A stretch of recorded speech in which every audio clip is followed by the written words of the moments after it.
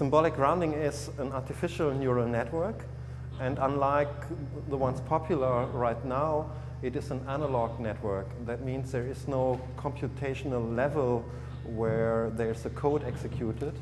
What you get then are dynamics and patterns in time. They are rendered audible and visible at different stations. It's based on a model that was developed to explain our pacemaker.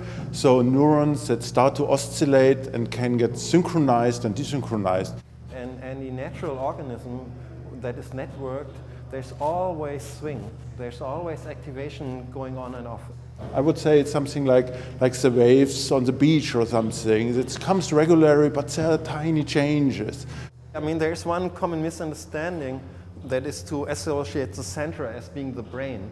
And it's not. It's composed of the very same element as all the other networks on the walls. There's crosstalk between all of these modules, and they modulate and modify each other's behavior. But there is no real hierarchy. So if you turn off the central network, the others, they will continue to do their stuff, but in a different way.